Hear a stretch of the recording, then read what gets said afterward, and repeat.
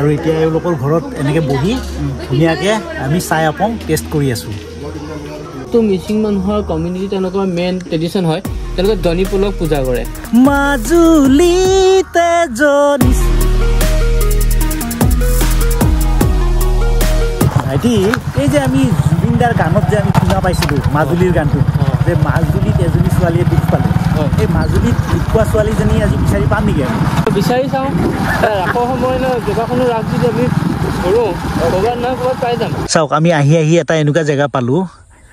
কিমান সুন্দৰ জেগা। আৰু এই জেগাটোৰ নাম কি হয় ভাইটি? এইখন আপোনাৰ বনগাঁৱতে পৰে, আৰু এইটো চাইডে শালমৰা আছে আৰু এইটো চাইডে বনগাঁও। এইফালে চাওক, এটা আপোনালোকে চৰাই দেখা পাইছে, এইটো হ'ল এছিয়ান অপেন বিল। চ' এই চৰাইটো বিশেষকৈ এনেকুৱা জেগাত থাকে য'ত ৱেটলেণ্ডছ থাকে আৰু ওখ গছ থাকে, আৰু ওখ গছজোপা সিহঁতি বাসস্থান হিচাপে ব্যৱহাৰ কৰে। আৰু তেওঁলোকে যিহেতু মাছ, তাৰপিছত এই কেঁকোৰা সেইবিলাক ধৰি খায়, সেইটো এছিয়ান অপেন বিল্ডে হয়, তাত আছে। চ' ষ্টক ফেমিলি বাৰ্ডছ আমাৰ মাজুলীত প্ৰায় গেটা এডজুটেণ্টটো বাদে লেচাৰ এডজুটেণ্ট, অপেন বিল, এইকেইটা পোৱা যায়, কেইবাটাও পোৱা যায়। তাক আমি হাড়গিলা, শামুক ভঙা বুলি কওঁ। বাৰ্ডছ বহুত আহে। আপুনি বাৰ্ডিঙৰ কাৰণে মাজুলী মানুহে বহুতে নাজানে, ওৱান অফ দ্য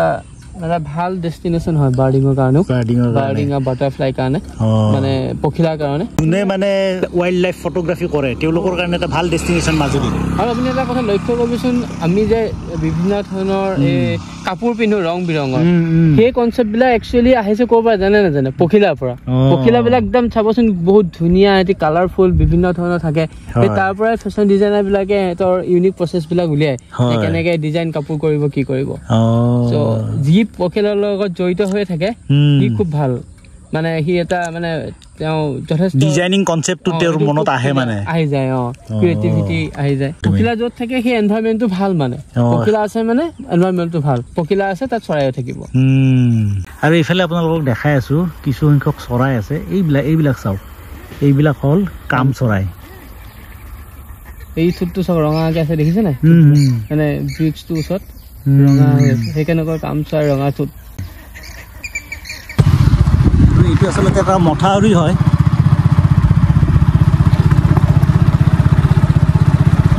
আৰু আমি গাঁৱত ঘূৰি ঘূৰি আহি পালোঁ এই জেগাটোত, য'ত মানে এতিয়া নতুন দলং বনি আছে ব্ৰহ্মপুত্ৰৰ ওপৰেৰে, মানে মাজুলীৰ পৰা যোৰহাটলৈকে যাব। চাওক, এইফালে ইয়াতে খুঁটা লাগিছে, এইবিলাক কনষ্ট্ৰাকশ্যনৰ কাম চলি আছে। আৰু এনেকৈ একদম পূৰা চিধা গৈছে ন দলংখন, এনেকৈ একদম পূৰা চিধা গৈছে। আৰু সেইফালে আছে ব্ৰহ্মপুত্ৰ পাৰ হৈ দলংখন যাব যোৰহাটলৈকে। চ' ইয়াতে নতুন দলঙৰ কাম চলি আছে। তো দলং যদি বনি যাব তেতিয়াতো আৰু ফেৰীৰ কাম নাথাকে, মানুহে অহা যোৱাৰ ক্ষেত্ৰত আৰু ফেৰী ক'ত ইউজ কৰিব, সোনকালে আহি পোৱাৰ কাৰণেতো দলঙেৰে আহি যাব। এতিয়া আৰু জুবিনৰ যিটো গান আছিল, আমাৰ জুবিন দাৰ যিটো গান আছিলে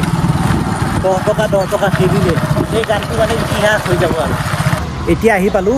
ৰাওনাপাৰা, আৰু ৰাওনাপাৰাত ইয়াতে এটা পুখুৰী আছে, যিটো পুখুৰী আহোম যুগৰ হয়। আৰু এই পুখুৰীটোত মানে পৃথিৱীৰ বিভিন্ন ঠাইৰ পৰা মাইগ্ৰেটৰী বাৰ্ডবিলাকে আহি ভিৰ কৰে। এইটো পুখুৰী চাওক, এইটো আহোম যুগৰ পুখুৰী ন? কিমান ডাঙৰ পুখুৰী, এই আহোমৰ সময়ৰে খান্দা পুখুৰী এইটো। আৰু এইবিলাক যিমানবিলাক চৰাই দেখা পাইছে চাওক, এইবিলাক চব মাইগ্ৰেটৰী বাৰ্ড, জাকে জাকে ইয়াতে পৰি আছে।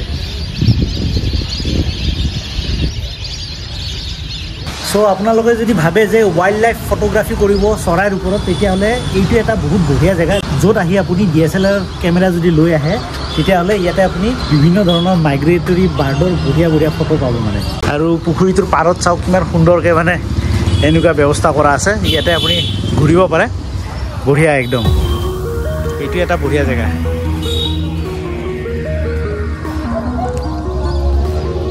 মনত ৰাখিব, জেগাটোৰ নাম হৈছে ৰাওনাপাৰা, আৰু এই পুখুৰীটোৰ নাম হ'ল ৰাওনাপাৰা পুখুৰী। চাওক কিমান এক সুন্দৰ পৰিৱেশ। মাজুলীত মানে চাবলগীয়া বহুত আছে, এক্সপ্ল'ৰ কৰিবলগীয়া বহুত আছে, বহুতে বহুত বস্তু গমেই নাপায়। ভাইটিক লগ পাই কিনে বহুতখিনি কথা জানিব পাৰি আছোঁ, আৰু আছে বহুত বস্তু ধুনীয়াকৈ দেখাই আছোঁ এটা এটাকৈ। আৰু এতিয়া আমি গৈ আছোঁ গড়মূৰ সত্ৰলৈকে।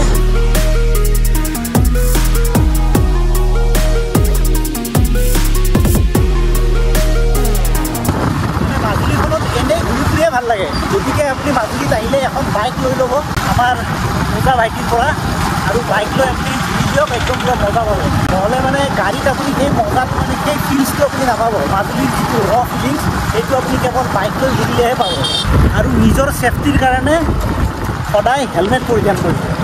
এনেকুৱা নহয় যে পুলিচক দেখুৱাৰ কাৰণে হেলমেট পিন্ধিব লাগে এইটো নহয় নিজৰ ছেফটিৰ কাৰণে হেলমেট পিন্ধাটো অত্যন্তই জৰুৰী হয় যদি আপোনালোকে গড়মূৰ সত্ৰ গৈ থাকে গড়মূৰ সত্ৰ গৈ থকাৰ পথতে আপোনালোকে পাব এই জেগাটোৰ নাম হৈছে দৰিয়া পাৰ এই জেগাটোৰ নাম আৰু এইখন যে বিলৰ দৰে দেখা পাইছে এয়া হ'ল দৰিয়া ডুবি চাওক আৰু ইয়াতে এটা ৱাটছ টাৱাৰ লাগি আছে এইটো ইয়াৰ পৰা মানে আপুনি ধুনীয়াকৈ সন্মুখৰ দৃশ্য উপভোগ কৰিব পাৰে আৰু ইয়াতে আপুনি বিভিন্ন ধৰণৰ চৰাই পাই যাব যদি আপুনি DSLR কেমেৰা লৈ আহে ইয়াতে সুন্দৰ সুন্দৰ চৰাইৰ ফটো আপুনি তুলিব পাৰে তো আমি এতিয়া গৈ আছো ৱাটছ টাৱাৰৰ ওপৰলৈকে আৰু জুবিনদাৰ মাজুলীৰ গানটোত যে আছে দৰিয়া ঘাটতে কলিজাতে কেচি আৰু সেই দৰিয়া জেগাটোৱে হৈছে এয়া প্ৰথমতে তলৰ পৰা দৃশ্যটো দেখাই লৈছো আপোনালোকক কিমান সুন্দৰ এটা দৃশ্য চাওক ৱাও চাব কি সুন্দৰ এক ভিউ পইণ্ট মানে ইয়াতে বনাই ৰাখিছে চাওক এয়া চাওক ইয়াৰ পৰা মানে আল্টিমেট ভিউ আহে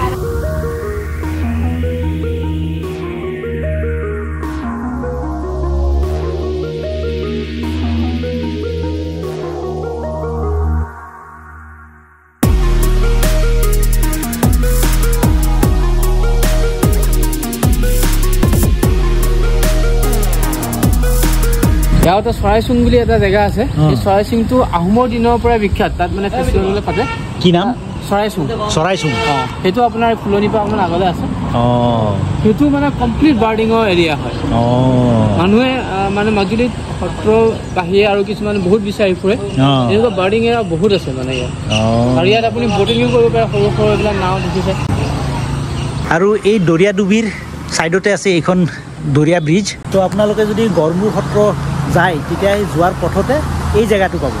গতিকে এই জেগাটোত আহিবলৈ নাপাহৰিব একদম পুৰা সুন্দৰকৈ বঢ়িয়া নৈসৰ্গিক দৃশ্য মানে আপোনালোকে উপভোগ কৰিব পাৰিব তো আপোনালোকক এটা আল্টিমেট জেগা দেখালোঁ আৰু এতিয়া আকৌ গৈ আছোঁ গড়মূৰ সত্ৰলৈকে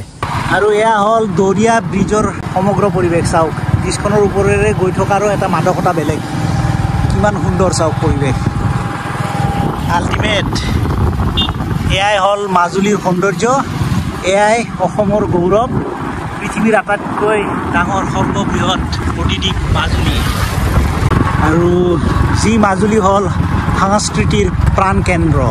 আৰু কিছু দূৰ অহাৰ পিছতে আহি পাই গ'লোঁ গড়মূৰ সত্ৰৰ মূল প্ৰৱেশদ্বাৰ আৰু এইখনেই হৈছে মাজুলীৰ গড়মূৰ সত্ৰৰ মূল প্ৰৱেশদ্বাৰ আৰু ইয়াৰ পৰা আগলৈ গৈ প্ৰায় 700 মিটাৰমান দূৰতে আছে গড়মূৰ সত্ৰ চ' বলক তেতিয়াহ'লে গড়মূৰ সত্ৰ দৰ্শন কৰি আহোঁ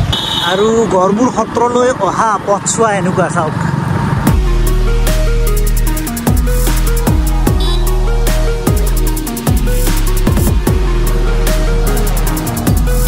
আৰু কমলাবাৰীৰ পৰা প্ৰায় 3-4 কিলোমিটাৰমান অহাৰ পিছতে আপোনালোকে পাই যাব গড়মূৰ সত্ৰ আৰু এইখনেই হৈছে গড়মূৰ সত্ৰৰ মুখ্য তোৰণ চাওক কিমান ধুনীয়াকৈ বনাইছে তোৰণখন চাওক তো বলক তেতিয়াহ'লে সত্ৰৰ ভিতৰলৈকে যাওঁ অলপ সেৱা প্ৰাৰ্থনা কৰোঁ চ' আপুনি যদি নিজৰ গাড়ী লৈ আহে বা স্কুটি বাইক লৈ আহে তেতিয়াহ'লে ইয়াতে সুন্দৰকৈ পাৰ্ক কৰিব পাৰে চাওক পাৰ্কিং বুলি লিখা আছে এইফালে গড়মূৰ সত্ৰৰ অতিথিশালা আছে এইটো হ'ল গড়মূৰ সত্ৰৰ অতিথিশালা তো এইটো হ'ল অতিথিশালা যদি আপুনি ইয়াত থাকিব বিচাৰে ইয়াত থাকিবৰ কাৰণে কি কৰিব লাগে সত্ৰৰ লগত যোগাযোগ কৰিব লাগিব আৰু ইয়াতে যিহেতু জোতা চেণ্ডেল পিন্ধি সত্ৰত প্ৰৱেশ নিষেধ গতিকে আপুনি ইয়াতে সুন্দৰকৈ জোতা চেণ্ডেল খুলি থৈ যাওক মাজুলীত প্ৰায় কিমানখনমান আছে সত্ৰ মই যিমানটো গম পাওঁ সৰু ডাঙৰ মিলাই 30খনৰ পৰা 35খনৰ ভিতৰত আছে তাৰে বহুত সত্ৰ আপোনাৰ বানপানীত তেনেকৈ গুচি গ'ল 28ৰ পৰা 32খন বৰ্তমান আছে তো গড়মূৰ সত্ৰ কেনেকৈ হ'ল নামটো কেনেকৈ পালে ভাইটিয়ে কৈ আছে ধুনীয়াকৈ হয় সেই প্ৰতাপ সিংহই এটা গড় বনাইছিলে সেই গড়টোৰ নাম আছিলে চেৰাতল গড় আৰু সেই গড়টো ইয়াৰ পৰা গড়লৈকে গৈছে আৰু সেই গড়টোৰ মূৰত এই সত্ৰখন স্থাপিত হোৱাৰ কাৰণে গড়মূৰ গড়ৰ মূৰত হৈছে আহোম ৰজা প্ৰতাপ সিংহ এইখনো সেই সমসাময়িক সত্ৰ হয় বাকী সত্ৰৰ সময়ৰ 1600 শতিকাত বনোৱা 1600 শতিকাৰ হয় তো তো ইতিহাস জড়িত হৈ আছে এই সত্ৰখনৰ লগত আৰু এয়া হল শ্ৰী শ্ৰী বংশী গোপাল দেৱ গড়মূৰ সত্ৰৰ এখন আপোনাৰ জয় হৰিদেৱে এষ্টাব্লিছ কৰিছিলে প্ৰতিষ্ঠা কৰিছিলে জয় হৰিদেৱ আৰু গড়মূৰ সত্ৰৰ মুখ্য নামঘৰ হৈছে এইটো তো নামঘৰটোৰ পৰিৱেশ এনেকুৱা চাওক কি এক সুন্দৰ পৰিৱেশ এয়া চাওক গৰু পক্ষী আৰু এয়া ওচৰতে হনুমান সো ভগৱান বিষ্ণুৰ বাহন আছিল গৰুৰ পক্ষী গতিকে প্ৰতিখন সত্ৰৰ নামঘৰৰ ভিতৰত আপোনালোকে গৰুৰ পক্ষীক দেখা পাব আৰু ভগৱান বিষ্ণুৰে যিহেতু আন এটা অৱতাৰ ভগৱান ৰাম আৰু ৰামৰ ভক্ত আছিল হনুমান গতিকে হনুমানো ইয়াতে বহি আছে গড়মূৰ সত্ৰৰ মূল নামঘৰৰ পৰিৱেশ এইটো নিৰিবিলি পৰিৱেশ আপুনি ইয়াত আহিলে আপোনাৰ অন্তৰাত্মাত নিজে নিজে এক ভক্তিভাৱ আহি যায় সো সেইফালে ডবা ৰাখি থোৱা আছে ইয়াতে ঠিক এই জেগাখিনিতে ভাওনা হয় নাম কীৰ্তন কৰা হয় ইয়াতে আৰু গড়মূৰ সত্ৰৰ ভিতৰ ভাগৰ পৰিৱেশটো অলপ আপোনালোকক দেখাই লৈছোঁ চাওক চাৰিওফালে প্ৰকাণ্ড প্ৰকাণ্ড গছ এইবিলাক বহুত পুৰণা পুৰণা গছ এইবিলাক আৰু এয়া হ'ল গড়মূৰ সত্ৰৰ ভিতৰৰ পৰিৱেশ এয়া মূল নামঘৰ আৰু ইয়াতে শ্ৰী শ্ৰী পীতাম্বৰ দেৱগোস্বামী দেৱৰ মূৰ্তি তেখেতৰ জন্ম হৈছিলে 1885 খ্ৰীষ্টাব্দত আৰু মৃত্যু হৈছিলে 20 অক্টোবৰ 1962 খ্ৰীষ্টাব্দত এইডাল হ'ল বকুল গছ কিমান ডাঙৰ বকুল গছ চাওক চাওক কি সুন্দৰ এক পৰিৱেশ একদম সুন্দৰ ছাঁ দি আছে গছজোপাই গড়মূৰ সত্ৰ দৰ্শন কৰাৰ পিছত আমি এতিয়া মাজুলীৰ একদম পুৰা ভিতৰৰ গাঁও এখনৰ মাজেৰে আমি গৈ আছোঁ গাঁওখনৰ পৰিৱেশ আপুনি চাই লওক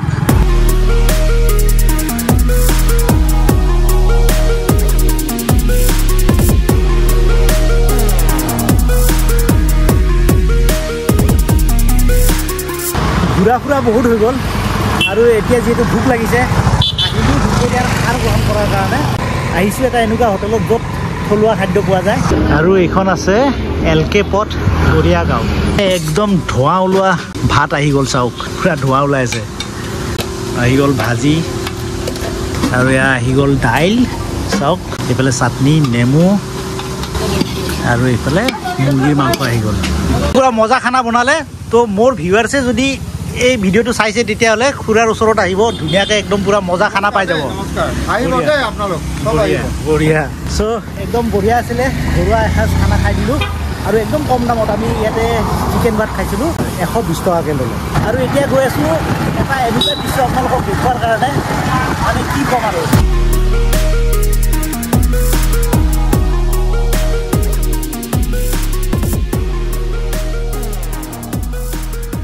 আৰু এই সুন্দৰ ৰাস্তাটোৰে আহি আহি আমি পাই গ'লোঁ কমলাবাৰী ঘাট এয়াই হ'ল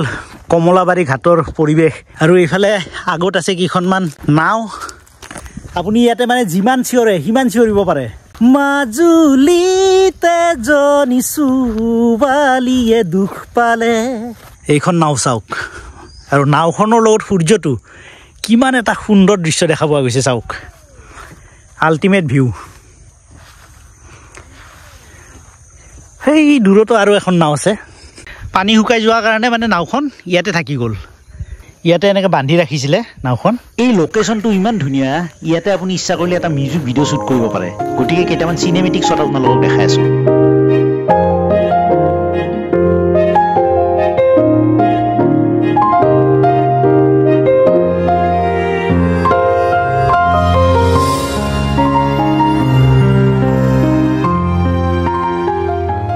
আৰু এই কমলাবাৰী ঘাটৰ ছানছেটৰ এই দৃশ্যটো বহুত কম সংখ্যক মানুহে গম পায় যে ইয়াতে ইমান সুন্দৰ এটা দৃশ্য দেখা পোৱা যায় ছানছেটৰ সময়ত তো আৰু আমি অলপ আগলৈকে গৈ আছোঁ তাৰ পৰা আৰু সুন্দৰ দৃশ্য আপোনালোকক দেখাই আছোঁ চাওক কি এক অপূৰ্ব দৃশ্য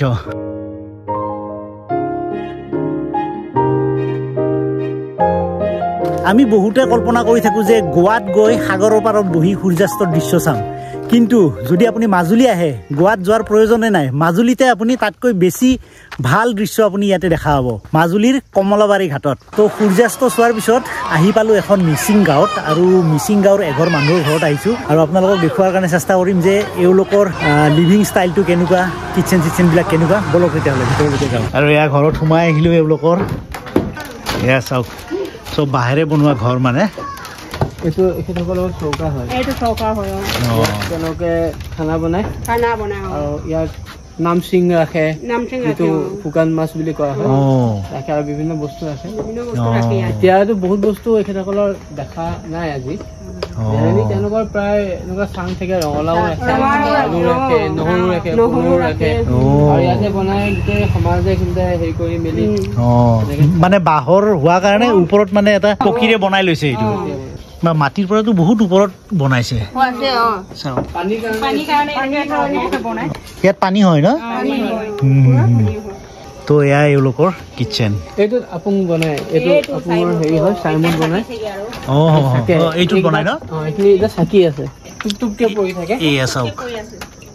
প্ৰথমতে কি কয় প্ৰায়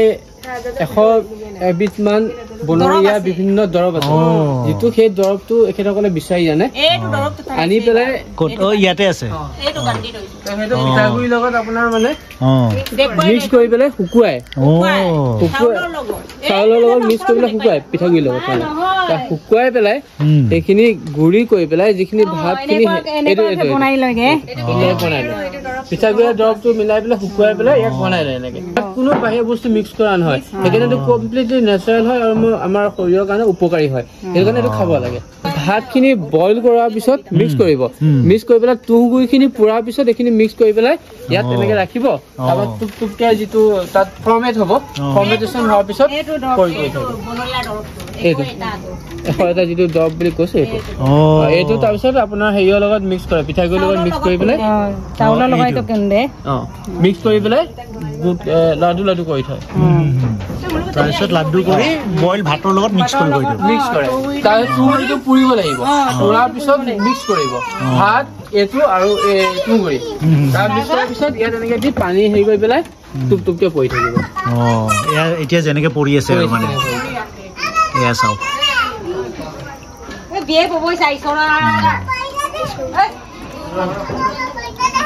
আৰু এতিয়া এওঁলোকৰ ঘৰত এনেকে বহি ধুনীয়াকে আমি চাই আপং টেষ্ট কৰি আছো মজা একদম চাই আপংটো কি কি অনুষ্ঠানত ব্যৱহাৰ কৰা হয় আপোনালোকৰ আমাৰ এইটো দহাগাছ দহগাংটো কি হয় যেতিয়া নেকি এখন গাঁৱত মানে ধৰি লওক আমি যেনেকে এজন মানুহ ঢুকালে আমি ফটককে দহাগাছ পাতো ন কিন্তু আচল যিটো মিচিং মানুহৰ কমিউনিটি তেওঁলোকৰ মেইন ট্ৰেডিশ্যন হয় তেওঁলোকে দনিপলক পূজা কৰে দনিপলক মানে চন্দ্ৰ আৰু সূৰ্যক পূজা কৰে চ' তেওঁলোকৰ যিটো ধৰ্ম থাকে চ' তাত কি হয় যেতিয়া মানুহ ঢুকায় চ' আমি ফটককে দহাগাছ পাতো তেওঁলোকে নাপাতে মানে কেইবাজনো ঢুকোৱাৰ পিছত একেলগতে পাতে বহুত ডাঙৰকে পাতে মানে তাত আপোনাৰ গাহৰি 3টা 4টা মাৰে বহুত মানুহক মাতে গোটেই গাঁৱৰ সমাজৰ মাতে মাতি পেলাই ভালদৰে আপ্যায়ন কৰে এইবিলাক এইটো বনায় আৰু বগা এটা আছে বগাটোও বনায় তাৰপিছত গাহৰি আৰু মাটিমাহে দি আপোনালোকৰ চিকেন বনায় লোকেল চিকেন মাটিমাহ হেৰি দি বনায় মাছ বনায় গাহৰি বনায় বহুত বিভিন্ন ধৰণৰ তেনেকৈ আপ্যায়ন কৰে আৰু বগা যিটো এইটো নামটো সেইটো আপং বুলি কয় সেইটো আপং বুলি কয় আৰু এইটো হ'ল চাই আপং এইটো অসমীয়াকে চাই আপং বুলি কয় আমাৰ মিচিংকে পৰ আপং বুলি কয় পৰ আপং পৰ আপং